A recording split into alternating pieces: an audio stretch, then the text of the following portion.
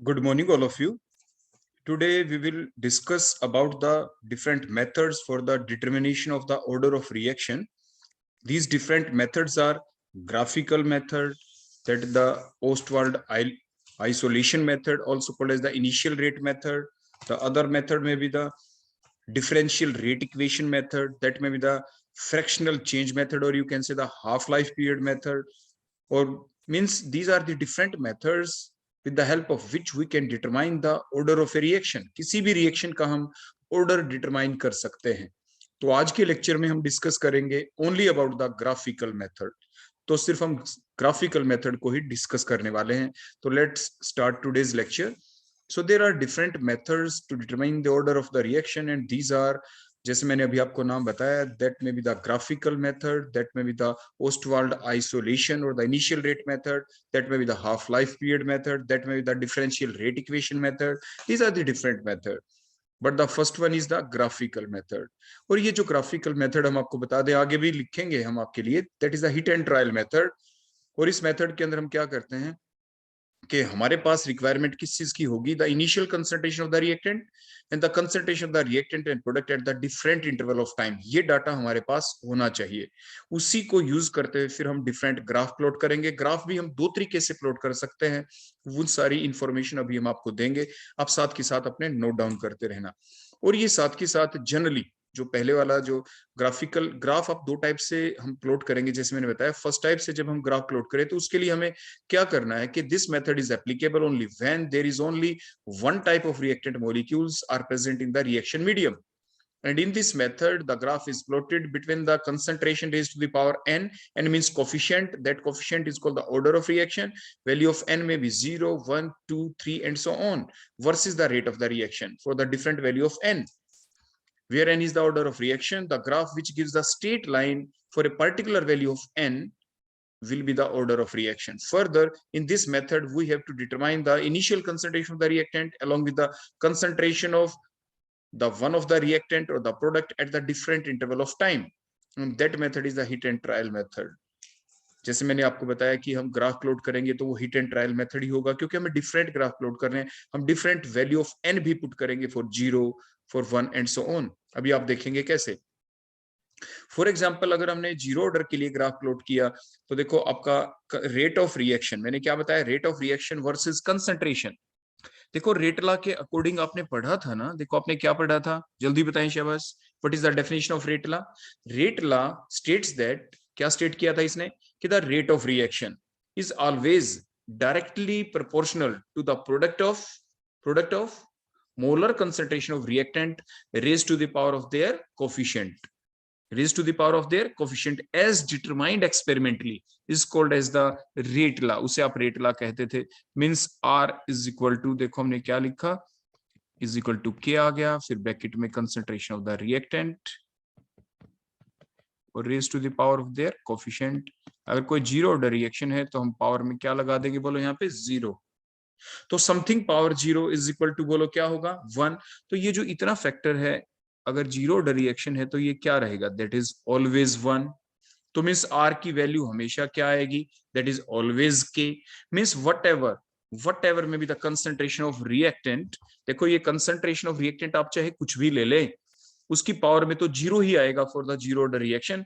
तो something power 0 1 means rate of reaction हमेशा ही क्या रहेगा, फिर भी के रहेगा. Means for example when there is the initial concentration, देखो कोई कंसंट्रेशन थी, देखो हमने ये डॉट लगा दिया, तो rate constant, rate of reaction या रेट कांस्टेंट दोनों इक्वल ही हो गए यहाँ पे. तो रेट ऑफ रिएक्शन का देखो ये पॉइंट आ गया.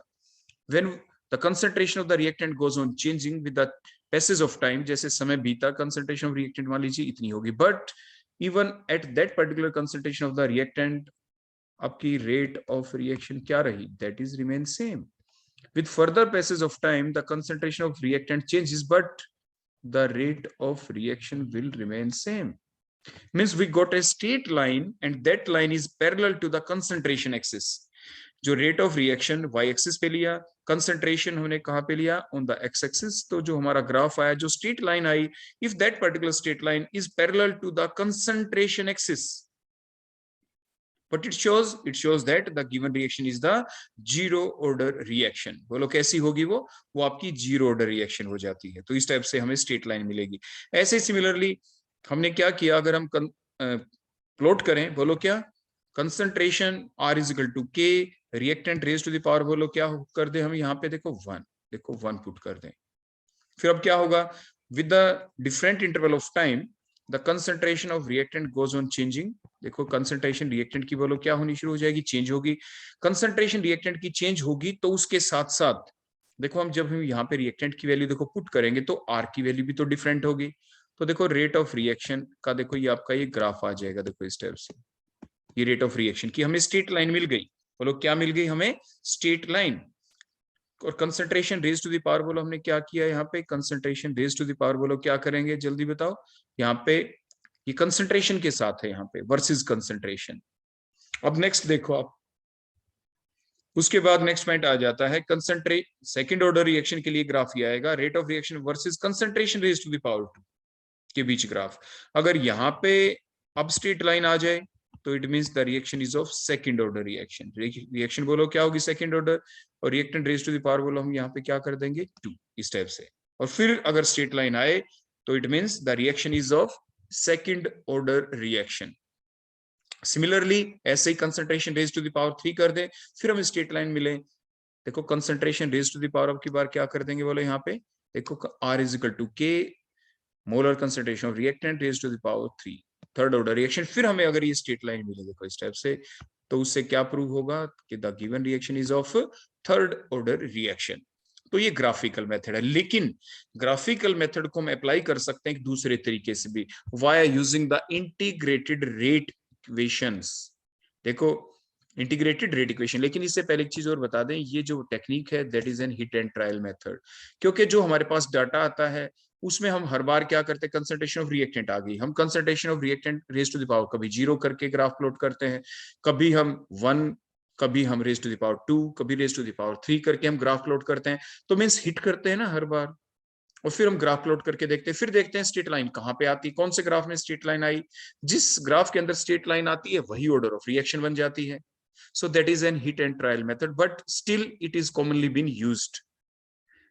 इसके बाद नेक्स्ट जो ग्राफिकल मेथड है उसको हम एक दूसरे टेक्निक से भी यूज कर सकते हैं। This method is also applicable if we plot a graph using the different integrated rate equations. जो हमने आपने ध्यान दिया होगा रेट कांस्टेंट k के लिए, for the rate constant k we have derived the formula for the zero order, for first order, for second order, for third order. उनको भी यूज करते हुए हम ग्राफ प्लॉट करके और पता लगा सकते हैं कि what is the order of reaction. देखो कैसे, अब हम वही चीज हम रिपीट करेंगे कि ठीक कंक्लूड फॉर्म में यहाँ पे आ जाएगी। और इस मेथड में भी देखो वही बात तो कॉमन रहेगी। In this method we must have the condition that we must have to determine the initial concentration of the reactant along with the concentration of one of the reactant or the product at the different interval of time। ये हमारे पास होना चाहिए। Plus ये एक hit and trial method भी है। ये जो हम सेकंड टेक्निक भी अब हम यूज कर रहे हैं जिसमें हम ग्राफ प्लॉट करेंगे, it is also hit and trial method. देखो कैसे, for example zero order reaction हमारी, तो जीरो ऑर्डर रिएक्शन के लिए जल्दी बताओ हमारे पास फॉर्मूला क्या आया था रेट कांस्टेंट का, जल्दी बताएं, चैट बॉक्स में लिखते रहा करें आप साथ के साथ। हाँ बिल्कुल ठीक लिखा, फॉर्मूला था k is equal to x by t, k is equal to x by T.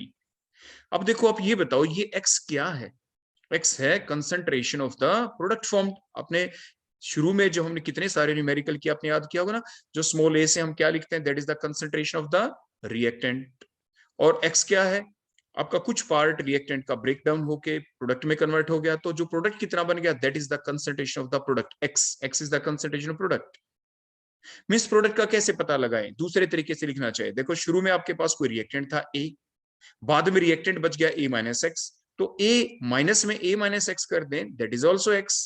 देखो कुछ ऐसे, अगर A is the initial concentration of the reactant and A minus x is the concentration of reactant after time t, तो दोनों का difference वो कहां गया, वो प्रोडक्ट में कन्वर्ट हो गया। आप देख भी लें A में से A कैंसिल, तो देखो आपका क्या बच गया, माइनस माइनस प्लस, तो x बाई टी ही आ जाएगा। ऐसा हमने इसको लिख दिया। ऐसा किस लिए लिखा, क्योंकि हमें एक ग्राफ प्लॉट करना है। x को हमने क्या लिख दिया, a minus x by T.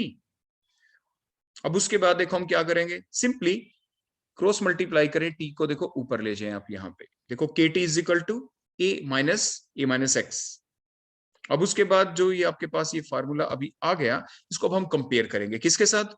देखो हमने क्या किया, a माइनस एक्स को आप लेफ्ट हैंड साइड में ले गए, देखो इधर, और के टी को आप इधर ले आए, सिंपल इंटरचेंज किया फिलहाल हमने। तो a माइनस एक्स उधर जाके प्लस का हो गया, के टी उधर प्लस का था, इधर आके माइनस का हो गया। इसके बाद that is a straight line equation, y is equal to M x plus में c। That is a straight line equation, that is y is equal to M x plus में c। y कौन, a minus x, y कौन हो गया बोलो, a minus x. M x कौन है, M x यहाँ पे है, देखो ये रहा के टी के इक्वल। तो यहाँ पे x कौन, x यहाँ पे हो गया t टाइम। तो m कौन, m है यहाँ पे k क्या, m क्या होता है, slope, m is the slope, m यहाँ पे क्या होता है, that is the slope. What is c here, that is the intercept, c यहाँ पे इंटरसेप्ट होता है। इंटरसेप्ट, जब भी वैल्यू इंटरसेप्ट की कोई है, इट मींस ग्राफ आपका ओरिजिन से स्टार्ट नहीं होगा। means if there is something value of c, if c is 0 means there is no intercept.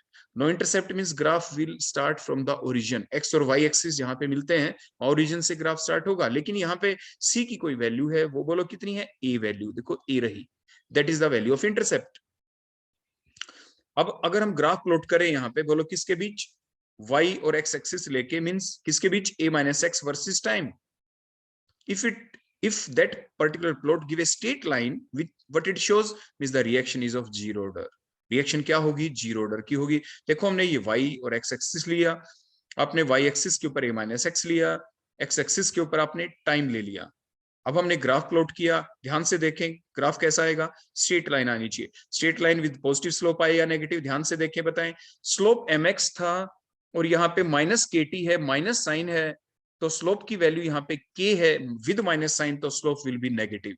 देखो नेगेटिव स्लोप, देखो नीचे चल रहा है, ढलान है जैसे, तो इस टाइप से आपकी लाइन आएगी, slope is negative.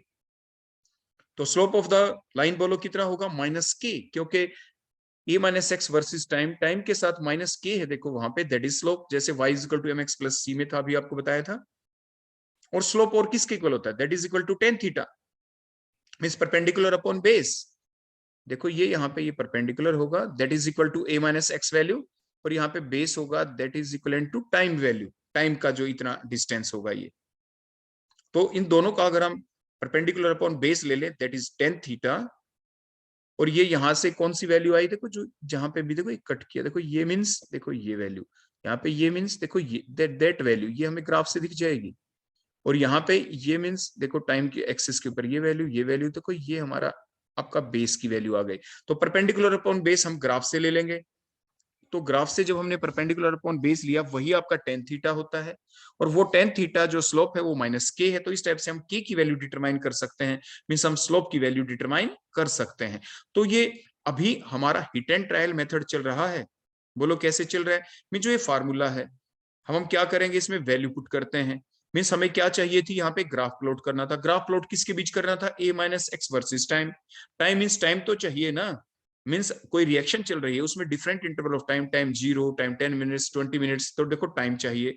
Plus a minus x means concentration of the reactant after time t at the different interval of time. Means ये डाटा हमारे पास होना चाहिए ना। तो मीन्स ये डाटा जब हमारे पास है, तभी हम ये ग्राफ प्लॉट कर सकते हैं। वही हमने लिखा था, देखो टॉप में देखें कि in this method we have the requirement to have the knowledge of initial concentration of reactant, the concentration of one of the reactant or the product at different interval of time, वही तो हमें चाहिए था, फिर हमारे पास graph आ जाएगा। और ये हिट एंड ट्रायल मेथड है, क्योंकि जो ये हमारे पास डाटा आया, concentration of reactant, concentration of product at different interval of time, इस डाटा को यूज करते हुए जो हम ग्राफ प्लॉट कर रहे हैं, वो किसके बीच कर रहे हैं बोलो, a minus X versus time. जरूरी थोड़ी ना है कि इसी डाटा को हम यूज करें और a minus X versus time करें। a minus X versus time करने से अगर ये स्ट्रेट लाइन आती है विद नेगेटिव स्लोप आती है, तो ये शो करता है कि that is the zero order reaction. ये कैसी रिएक्शन है, जीरो ऑर्डर रिएक्शन। मान लीजिए स्ट्रेट लाइन ना आए, तो ये जीरो ऑर्डर रिएक्शन नहीं थी हमारी। फिर हम क्या करें, हम चलते हैं अपने अगले पार्ट की तरफ कि हम हमारे पास आ गई फर्स्ट ऑर्डर रिएक्शन। और फर्स्ट ऑर्डर रिएक्शन का ये फार्मूला था k is equal to 2.303 divide by t log a upon a minus x, जहां पे हमने आपको बताया था कि a को तो हम किस चीज से रिप्रेजेंट करते हैं, a नोट से। देखो इस स्टेप से, और a माइनस एक्स को बोलो किससे रिप्रेजेंट करते थे हम, देखो a से। जस्ट हमने इसको रीअरेंज किया जैसे आपको पहले सिखाया था, जस्ट रीअरेंजमेंट। जैसे आप के टी को ऊपर ले गए, 2.303 को देखो नीचे ले आए, तो के टी अपॉन देखो 2.303 है, नीचे लाके इसको दूसरी साइड में ले गए, and so on. log a upon a minus x को log का formula log m by n क्या होता है, log m minus log n, तो वही काम हमने किया। तो मैं सिंपल सा काम हमने यहाँ पे किया है, और ये हमारे पास रीअरेंज्ड फॉर्म है इसकी, कि log a is equal to log a naught minus k t upon 2.303, और ये आपकी एक स्ट्रेट लाइन इक्वेशन है, y is equal to M x plus में c, that is equal to the straight line equation. यहाँ पे y कौन है, ये है log a, क्लियर हो गया इतना। अब यहाँ पे mx कौन है, mx देखो ये इतना पार्ट, इसमें mx में x कौन है, दैट इज t। अब जो बच गया m क्या होता है यहाँ पे, दैट इज स्लोप। m क्या होता है, slope. What is slope here, जो बच गया पोर्शन ऊपर माइनस के अपॉन 2.303, बोलो कौन बच गया था ये ऊपर, that is minus k upon 2.303, that is slope. ये स्लोप हो जाएगा। और ये c क्या है, दैट इज इंटरसेप्ट। वो कौन है, देखो ये रहा log a नॉट। अब हम ग्राफ प्लॉट करेंगे। If we plot a graph now in between log a minus x versus time, बड़े ध्यान से देखें, जीरो ऑर्डर रिएक्शन के लिए हमने ग्राफ किसके बीच प्लॉट किया था, देखो हमने कोई रिएक्शन की, हम लैब के अंदर चले गए, हमने कोई रिएक्शन की, देखो डिफरेंट रिएक्शन की प्रैक्टिस हमने आपको पीछे करवाई थी, काफी एग्जांपल हमने लिए थे। जो भी रिएक्शन हमने ली उसका डाटा इकट्ठा कर लिया, concentration of reactant, concentration of product, concentration of reactant at different interval of time, और टाइम के साथ हमने वो डाटा इकट्ठा कर लिया। उस डाटा को हम यूज करते ग्राफ प्लॉट करें। मान लीजिए हम ग्राफ प्लॉट करते हैं किसका, जैसे जीरो ऑर्डर के लिए किसके बीच ग्राफ प्लॉट करना पड़ा था, a minus x versus time, और फिर स्ट्रेट लाइन आती तो जीरो ऑर्डर रिएक्शन थी। मान लीजिए नहीं आई स्ट्रेट लाइन, तो अब हम हिट कर रहे हैं। हिट मीन्स जैसे कहते हैं ना तुक्का लगा रहे हैं, तो मीन्स हिट करना कहते हैं। मीन्स अब दूसरे फार्मूले की तरफ चलते हैं। मीन्स अब हम ग्राफ प्लॉट किसके बीच करेंगे, log a minus x versus time, और फिर अगर ये स्ट्रेट लाइन आ जाए तो that reaction will be A first order reaction. देखो ये ग्राफ प्लॉट करेंगे, इधर लोग a माइनस एक्स लिया वर्सेस टाइम, और फिर ये स्ट्रेट लाइन आ गई, स्लोप नेगेटिव है, आपने देखा था minus k upon 2.303, that is the slope. Slope of the line is minus k upon 2.303, और स्लोप किसके इक्वल होता है, टेन थीटा। टेन थीटा क्या होता है, परपेंडिकुलर अपॉन बेस। देखो ये परपेंडिकुलर हो गया, परपेंडिकुलर कौन से एक्सिस के ऊपर, y, means log a minus x की वैल्यू आएगी, और बेस कहां पे हो गया, टाइम एक्सिस के ऊपर। इन दोनों को जब हम डिवाइड करेंगे तो टेन थीटा, तो tan theta perpendicular upon base, ये वैल्यू आ गई, it is equal to minus k upon 2.303। तो के की वैल्यू हम डिटरमाइन कर लेंगे, रेट कांस्टेंट की वैल्यू डिटरमाइन कर सकते हैं। लेकिन हमें तो सिर्फ यहाँ पे ये पता लगाना था कि जो गिवन रिएक्शन है कोई भी, उसका ऑर्डर क्या है। तो मीन्स अगर हम a minus x versus time के बीच ग्राफ प्लॉट करते, स्ट्रेट लाइन आ जाए तो जीरो ऑर्डर, और log a upon a minus x versus time के बीच ग्राफ प्लॉट करने से स्ट्रेट लाइन आती है विद नेगेटिव स्लोप, तो वो फर्स्ट ऑर्डर रिएक्शन है। मान लीजिए फिर भी ना तो वो जीरो ऑर्डर रिएक्शन, ना वो फर्स्ट ऑर्डर रिएक्शन, फिर हम प्रोसीड करते हैं अगली रिएक्शन की तरफ हिट करने के लिए। सो इसलिए हमने कहा था कि this method is a hit and trial method. तो अब हम चलते हैं देखो नेक्स्ट के ऊपर। देखो बिल्कुल वही बात, सेकंड ऑर्डर मान लीजिए रिएक्शन, उसका फार्मूला बोलो क्या था, ये फार्मूला था k is equal to 1 by t x divided by a note a। a note क्या है, that is the initial concentration, जिसे आप a भी लिखते हैं। ये a क्या है, a है यहाँ पे a minus x, that is the concentration of reactant after time t। फिर जब हमने इसको रीअरेंज किया तो देखो इस स्टेप से हमने लिख दिया था, आपको ध्यान होगा, जस्ट रीअरेंज करके लिखा है। t को जैसे ऊपर ले गए यहाँ पे, तो kt बन गया। ये जो इतना फैक्टर है x के डिवाइडेड में दोनों को लिख दिया, x अपॉन a नोट, और दूसरा क्या था, x अपॉन a है। तो इस टाइप से देखो हमने इसको लिख दिया अलग अलग करके, रीअरेंजमेंट है सिर्फ। उसके बाद that is equal to the straight line equation, y is equal to M x plus में c। यहाँ पे y कौन, y है यहाँ पे x अपॉन a, mx कौन, mx है यहाँ पे kt। तो x कौन है बोलो इसमें, x is equal to t। यहाँ पे mx में जो x है दैट इज इक्वल टू बोलो को क्या, t। जो बच गया m क्या है, m इज द स्लोप। तो यहाँ पे स्लोप कौन होगा, स्लोप होगा k। तो value of the slope is k, value of the slope is k। तो अब हम क्या करेंगे, इफ द प्लॉट किसके बीच, in between the log x upon a versus time give the straight line, what it means the reaction is of second order. तो देखो इस टाइप से हमने ग्राफ प्लॉट किया, x upon a versus time, y axis के ऊपर x upon a लिया, और एक्स एक्सिस के ऊपर टाइम, और अगर हमें स्ट्रेट लाइन मिले विद पॉजिटिव स्लोप, तो ये सेकंड ऑर्डर आपकी रिएक्शन है। स्लोप कितना होगा, इज इक्वल टू के, विद पॉजिटिव साइन है तो इसलिए स्लोप इज पॉजिटिव। और स्लोप किसके इक्वल होता है, ten theta means perpendicular upon base, तो ये परपेंडिकुलर हो जाएगा इधर, और ये कौन हो जाएगा बोलो, यहाँ पे बी से बेस लिख रहे हैं। बेस मींस टाइम एक्सिस के ऊपर, परपेंडिकुलर मींस एक्स अपॉन ए एक्सिस के ऊपर, तो वो ग्राफ से हमें वैल्यू मिल जाएगी परपेंडिकुलर की भी बेस की भी, और वो के इक्वल होगी, तो डायरेक्टली रेट कांस्टेंट भी निकाल सकते हैं। फिलहाल हमें यहाँ पे पता लगाना था कि जो भी कोई रिएक्शन का डाटा है हमारे पास ग्राफिकल मेथड की हेल्प से, कि वो जो डाटा है वो फर्स्ट ऑर्डर रिएक्शन का है, सेकंड का है, जीरो ऑर्डर का, किस रिएक्शन का है। तो अगर ये स्ट्रेट लाइन आ जाए, एक्स हमारे पास क्या है, डाटा है, concentration of reactant at zero time, concentration of reactant at different interval of time, concentration of product at different interval of time, वो सारा डाटा हम एक पेज के ऊपर लिख के बैठे हैं और उसको हम अप्लाई कर रहे हैं for plotting the different graph. Means zero order का ग्राफ प्लॉट करके हमने देखा, फर्स्ट ऑर्डर का करके देखा, मान लीजिए वहां पे स्ट्रेट लाइन नहीं आई तो हम हिट करते हैं सेकंड ऑर्डर के ऊपर, मान लीजिए यहाँ पे स्ट्रेट लाइन आ जाती तो वो होती सेकंड ऑर्डर रिएक्शन, वो डाटा किसका होता, सेकंड ऑर्डर रिएक्शन का। सिमिलरली मान लीजिए यहां पर भी स्ट्रेट लाइन ना आए तो अब हम प्रोसीड करेंगे उसके बाद किसके ऊपर, थर्ड ऑर्डर रिएक्शन के लिए। थर्ड ऑर्डर रिएक्शन के लिए देखो ये फार्मूला था KT is equal to 1/2 bracket में 1 अपॉन ए स्क्वायर माइनस में 1 upon a naught square. A क्या है, उसी टाइप से अभी बताया था आपको, ए है that is the concentration of the reactant after time t, a minus x, a का मतलब a माइनस एक्स, और ए नोट का मतलब स्मॉल a। तो आप ए की जगह a माइनस एक्स का स्क्वायर कर सकते हैं, ए नोट की जगह e का स्क्वायर कर सकते हैं, स्मॉल a। इसके बाद इसको जस्ट रीअरेंज किया, देखो 2 को ऊपर ले गए, 2 KT is equal to remaining thing. उसके बाद आपने क्या किया, 1 अपॉन ए स्क्वायर को एक साइड में रख लिया, ठीक है ना, यहीं पे, और माइनस में 1 अपॉन ए नॉट स्क्वायर को दूसरी साइड में ले गए, वो प्लस हो गया। तो ये नेक्स्ट फार्मूला आपके पास, that is a straight line equation.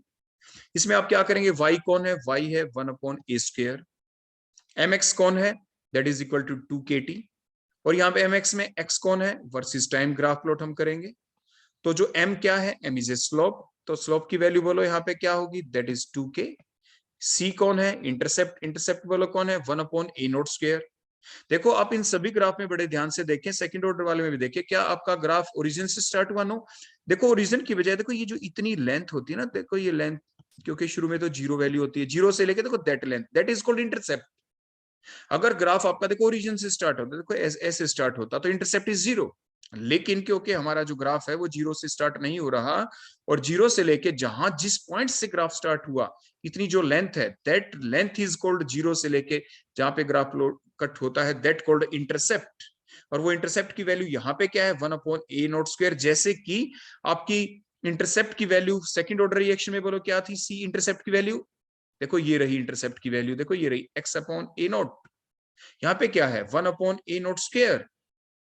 अब हम ग्राफ प्लॉट करते हैं, और ये ग्राफ प्लॉट बोलो हम किसके बीच करेंगे, अब हम यहाँ पे देखो ये करेक्शन कर लेना, now we will plot a graph in between 1 upon a naught square, 1 upon a square versus time, and if it gives the straight line it means that is the third order reaction। देखो ये भी हम correction कर देंगे, it means the reaction is of third order reaction। अब हम graph plot करेंगे, देखो किसके बीच, यहाँ पे भी आप करेक्शन कर लेना, बोलो इस एक्सिस के ऊपर हमें क्या लेना है, 1 अपॉन ए स्क्वायर, और वर्सेस टाइम के बीच आपका ग्राफ आ जाएगा। स्लोप पॉजिटिव होगा, स्लोप की वैल्यू क्या होगी, value of the slope is 2k। देखो आप ऊपर देखे 2k t था, t के साथ ग्राफ है तो 2k इज द स्लोप, और स्लोप किसके इक्वल होता है, ten theta means perpendicular upon base. Perpendicular कहां पे है, y एक्सिस के ऊपर, जहां पे हमने 1 अपॉन ए स्क्वायर ले रखा है।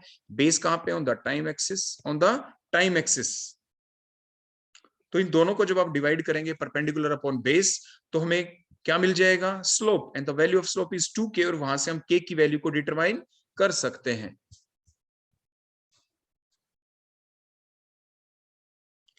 तो इस टाइप से आपने देखा कि ये जो एक ग्राफिकल मेथड था, that is the hit and trial method, क्योंकि जो भी हमारे पास कंप्लीट डाटा था, means at different interval of time, time zero से लेके at different interval of time, जो हमारे पास कंसंट्रेशन ऑफ रिएक्टेंट है, प्रोडक्ट है, वो जो डाटा है उसको हमने क्या किया, उस डाटा को यूज करते हुए हमने क्या प्लॉट किए हैं, ग्राफ।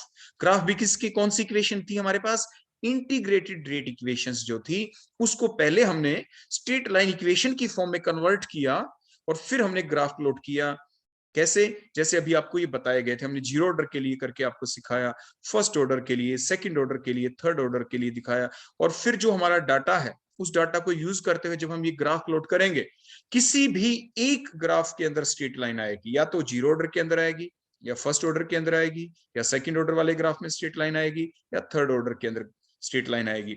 अब ये तो हो गया हमारा ग्राफिकल मेथड। और क्वेश्चन यहाँ पे क्या पूछ सकते हैं, देखो जब हमने कंपैरिजन किया, अब ये पूछ सकते हैं कि देखो zero, first, second, third order में हर एक के अंदर किसको हमने लिया वाई एक्सिस के ऊपर, कौन वाई है, क्योंकि स्ट्रेट लाइन इक्वेशन के साथ हम कंपैरिजन कर रहे हैं ना कि y equal to mx plus c होता है। तो किसी के अंदर भी हर पार्ट को एक अलग से क्वेश्चन भी माने, जीरो ऑर्डर वाला, first order, second, third order, जैसे जो अभी आपके सामने यहाँ पे दिख रहा है, जैसे सेकंड ऑर्डर, जैसे मैं आपसे पूछ के देखता हूं, आप सेकंड ऑर्डर रिएक्शन में बताएं कि वाई एक्सिस के ऊपर आप क्या लेंगे, क्योंकि हमने y equal to mx plus c से कंपेयर किया है, तो वाई एक्सिस के ऊपर बोलो कौन है, x अपॉन a। आप लिखते भी जाना चैट बॉक्स में, बोलो थर्ड ऑर्डर के अंदर वाई एक्सिस के ऊपर किसको लिया है, 1 अपॉन ए स्क्वायर, बिल्कुल ठीक है। उसके बाद आप ये बताएं कि एक्स एक्सिस के ऊपर क्या लिया है, वो तो चाहे देखो जीरो ऑर्डर थी, फर्स्ट, सेकंड, थर्ड, हर एक में वाई एक्सिस के ऊपर तो आपने एक्स एक्सिस के ऊपर तो आपने क्या लिया है, टाइम को ही लिया है। अब उसके बाद आप ये बताएं कि स्लोप क्या है, what is the value of the slope in the second order reaction, the value of slope is के। ऐसे ऑब्जेक्टिव क्वेश्चन में भी आ सकता है, आप के के ऊपर टिक करेंगे। For the third order reaction 2 के वैल्यू, बिल्कुल ठीक है। तो इस टाइप से आपको ये सारी चीजें याद रहनी चाहिए। ऐसे आप जीरो और फर्स्ट ऑर्डर के लिए भी आपने नोट डाउन सारी बातें कर ली, आप इसको याद कर ही लेंगे। What is the value of the intercept, क्या इन चारों में से कोई ऐसा ग्राफ था जिसमें आपका जो लाइन थी, स्ट्रेट लाइन थी, ओरिजिन से स्टार्ट हुई हो, या सभी में इंटरसेप्ट था? चैट बॉक्स में लिख दें, सभी में इंटरसेप्ट था, बिल्कुल ठीक है। तो जो इंटरसेप्ट की वैल्यू क्या थी, y equal to mx plus c के साथ कंपैरिजन करें। जैसे अगर आपसे पूछें सेकंड ऑर्डर रिएक्शन में बताएं इंटरसेप्ट की वैल्यू क्या है, what is the value of intercept, देखो मैं भी यहाँ पे आपके सामने, अब देखो उसके लिए सर्कल लगा दूंगा यहाँ पे, देखो ये c is the intercept second order में, that is the x upon a naught, बिल्कुल ठीक है। आप सिमिलरली बताएं कि आपके जो थर्ड ऑर्डर रिएक्शन है वहां पे इंटरसेप्ट की वैल्यू क्या है, what is the value of intercept, देखो ये जो c था, value is 1 upon a note का स्क्वायर, 1 upon a नोट का square, that is the value of the intercept. तो these are the small questions which can be asked in your examination, वो चाहे आपका कम्पिटेटिव एग्जाम हो, वो कोई भी आपका एग्जाम हो, किसी भी लेवल का एग्जाम हो, कहीं पर कोई भी क्वेश्चन आ सकता है। देखो पूछने के तरीके यही होते हैं, और सिंपल से सिंपल देखो आपसे क्या पूछ सकते हैं, आप ध्यान से देखें। जैसे थर्ड ऑर्डर रिएक्शन की तरफ हम ध्यान देते हैं, थर्ड ऑर्डर रिएक्शन में देखो फार्मूला आपका क्या था, बोलो थर्ड ऑर्डर का, जैसे हमने लिख दिया KT is equal to 1 upon 2 bracket में 1 upon a square minus 1 upon a naught square, ये टी को नीचे ले जाएं तो के इजिकल टू क्या हो जाता, 1 अपॉन 2t हो जाता, वो भी थर्ड ऑर्डर का फार्मूला है। और देखो ये जो रीअरेंज करके हमने देखो यहाँ पे लिख दिया, ये भी थर्ड ऑर्डर का formula 2kt is equal to 1 upon a square minus में 1 अपॉन ए नोट स्क्वायर, या ये भी तो थर्ड ऑर्डर रिएक्शन का ही फार्मूला है। देखो जो नेक्स्ट, देखो ये जो हमने लिख दिया, बोलो क्या है, 1 upon a square is equal to 2kt plus 1 upon a naught square, ये भी थर्ड ऑर्डर रिएक्शन का फार्मूला है। उसके बाद यानी आपको टिक करने आ सकते हैं, या आप पेपर में कई बार क्या कर सकते हैं, ग्राफ दे देंगे, आपको ये ध्यान देना है ग्राफ किसके बीच है। जैसे थर्ड ऑर्डर रिएक्शन के लिए बताएं ग्राफ किसके बीच है, 1 अपॉन ए स्क्वायर, ए लिखा ना मिले, देखो ए है ये, यहाँ पे ध्यान दें, ए लिखा ना मिले तो ए क्या है, concentration of the reactant after time T, तो आपको ये लिखा मिल सकता है, देखो यहाँ पे 1 अपॉन ए माइनस एक्स का स्क्वायर, तो ए क्या था, concentration of the reactant after time T, तो मींस कैपिटल ए लिख दें या ए माइनस एक्स लिख देते हैं, बोथ आर करेक्ट। तो एग्जाम में कोई भी आ जाए, मींस ग्राफ प्लॉट हुआ आपको दिखे और वहां पे लिखा मिले 1 अपॉन ए स्क्वायर या 1 अपॉन ए माइनस एक्स का स्क्वायर वर्सेस टाइम, ग्राफ हो पॉजिटिव स्लोप हो, इस टाइप से स्ट्रेट लाइन दिखे और आपसे पूछ लें कि ग्राफ कौन सी ऑर्डर ऑफ रिएक्शन के लिए है, तो आप ये देखें एक्स एक्सिस के ऊपर क्या है, टाइम है, वाई एक्सिस के ऊपर कौन है, 1 अपॉन ए माइनस एक्स का स्क्वायर हमने ले रखा है, फिर ग्राफ और स्ट्रेट लाइन है विद पॉजिटिव स्लोप है, तो that graph is for the third order reaction. And for किसके लिए, आपकी किसको यूज किया आपने, इंटीग्रेटेड रेट इक्वेशन को यूज किया था आपने। तो कहने का मतलब क्या, देखो क्वेश्चन पूछने के तरीके अलग अलग हो सकते हैं, चीज वही है, आपको अपने आप को डिफरेंट फॉर्म्स में तैयार रखना है ताकि आपका कोई भी क्वेश्चन गलत ना हो जाए, तो इन चीजों का आप जरूर ध्यान रखेंगे। So these are the small things जो आपके एग्जाम में आपसे पूछी जा सकती हैं। हर टाइप से आपको बता दिया। तो ये थी हमारी first technique, first method to determine the order of the reaction, and that technique is the graphical method, जिसको आपने डिफरेंट वेज से आपने यूज किया। पहला तो आपने ग्राफ कैसे प्लॉट किया था, rate of versus concentration raise to the power n के साथ, और ग्राफ प्लॉट किया हमने एक दूसरे तरीके से जिसमें हमने इंटीग्रेटेड रेट इक्वेशंस को यूज किया और फिर ग्राफ प्लॉट किया, तब भी हमने पता लगा लिया what is the order of reaction. तो ग्राफिकल मेथड को आप दो तरीके से यूज कर सकते थे। So thank you, that all about the today's lecture. Thank you.